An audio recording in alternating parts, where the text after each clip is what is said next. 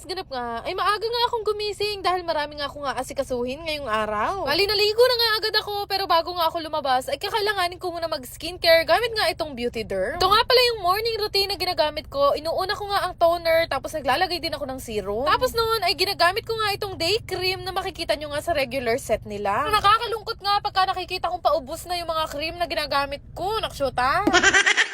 Siyempre, hindi lang skincare ang ginagawa ko dahil meron din akong palaging hair care routine at naglalagay nga ako palagi ng oil. After nga noon, hindi na nga ako nag-makeup at umalis na ako dahil merong isang nagsabi sa akin, maganda lang daw ako pagka naka-makeup. Chares!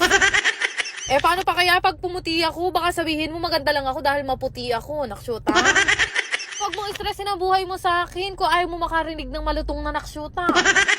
Ring lang, wala tayong kaaway for today's ganap dahil walang Disney princess na masama ang ugali. Balik nga tayo dito sa pinagagawa ko. Sinundo ko na nga yung kapatid ko si Ditchy sa school niya at dumiretso nga pala kami dito sa SM Pulilan. Pansin nyo nga nitong mga nakaraang vlogs ko, wala nga akong ibang ginawa kundi mag-drive ng sasakyan. Hindi na kasi ako magyabang dahil meron na nga akong lisensya at hindi po yan fixer. Charis!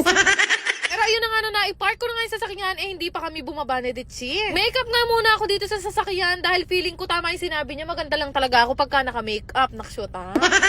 Pero lagi nyo tatandaan, hindi na may makeup pa ng ugali. Sinasabi ko sa inyo, baka nakaligtas ka nga sa COVID, natsugi ka naman sa inggit. Charis!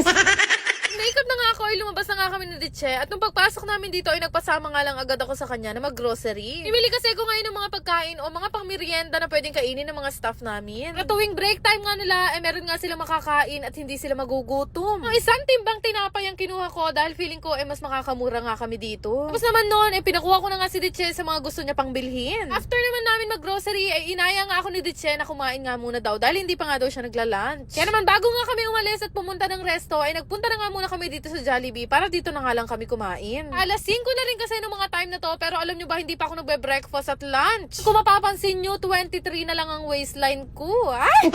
Wala naman kasi nung nagpatayo kami ng restaurant, talaga namang wala na kaming proper na kain at wala na rin sa oras. Buti na talaga sa ilang araw nga na pagpasok namin sa resto, sa ngayon gumagalaw na nga yun kahit wala kaming dalawa ni Bebo. Uwi at paalis na nga sana kami ni Ditchy, pero bago ang lahat, dumiretso muna kami dito sa mga nakadisplay na mga puon. Iba't ibang mga lugar nga ito galing at nakakatuwa dahil napakagaganda nilang tingnan. Tapos naman noon umalis na nga rin kami at bumalik na nga kami sa parking para mailagay na nga itong mga grocery na pinagbibili namin dalawa. After 2 months, ngayon na lang ulit ako nakapag-grocery. Yan kabisi ang buhay namin dalawa ni Bebo. Ultimo itlog, wala kami. Naksyota.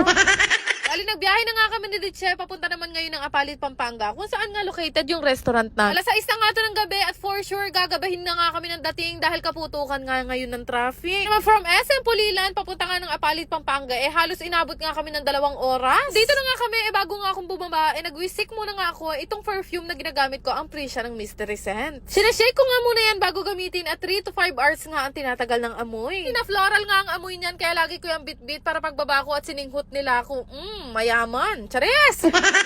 After noon, bumaba na nga kami at binitbit ko na nga itong mga grocery na pinagbibili namin dalawa ni Ditchy. Habang papalakad pa nga lang kami, tanaw na tanaw ko na nga yung pila dito sa labas. Sabi ko sa inyo ng karaming tao. After nga kung bakit ganito karami lagi yung tao sa amin dahil napakamura lang nito samjihan namin. Nakakatuwa nga kasi meron na nga kami mga loyal customer na pabalik-balik simula nung opening. Naman kasi sa halagang 249 matitikman mo na ang aming samjihan, anli lahat yan. Pero syempre, wag nyo nang isama itong tinapay na nasa balde.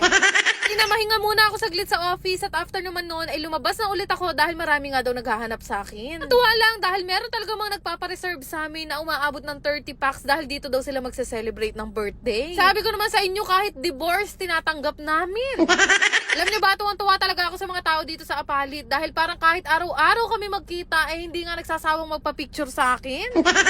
Fast forward, nung matapos na nga ang duty nila, nagkaroon nga kami ng semi-general cleaning na maayos din namin yung mga tables and chairs. Abay, kagaya nga nitong mag-ama na inabot na talaga ng 10 oras ng madaling araw, kakabarena. Ay, Diyos ko.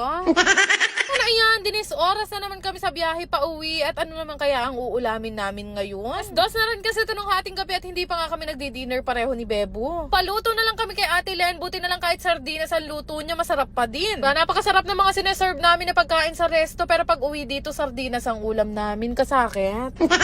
Pero okay lang yan dahil napurga na rin naman kami sa karne. Anong oras na nga rin to ay hindi na ako kumain ng marami at after namin kumain dumiretso na agad ako sa CR. Tatanong, ito nga pala yung pinanghihilamos ko, itong Purify ng Beauty Derm na napakaganda talaga sa mukha. Ang convenient din kasi gamitin ito at hindi talaga ako nahihirapang maghilamos. Sa pinaka nagustuhan ko nga dito hindi nga siya mahapdi sa mukha. After mo maghilamos ay meron na agad siyang instant glowing effect. Kalaguna. After nun, magto-toner na ako. Sabi ko sa inyo, pinanliligo ko yan. Pero naman kung meron ako morning routine, meron din akong night routine. At naman ang ginagamit ko, Beauty Derm lang din. At kung bibili nyo nga yung regular set, makikita nyo rin lahat yan. So, bawat araw nga na lumilipas, paupod na paupod itong mga cream na ginagamit ko. Ay, Beauty Derm, baka pwede nyo nang igalawang baso. Nakakailang video na ako. Chares! So guys, hindi po ito sponsor, pero walang imposible sa parinig ng isang Mengay Vlogeristeris. So guys, proud user ako ng Beauty Derm. Lahat ng sumpa ko sila lang ang nakapagpawalan. At alam nyo na ang dahilan kung bakit maganda pa rin ako kahit walang makeup. Nakshoot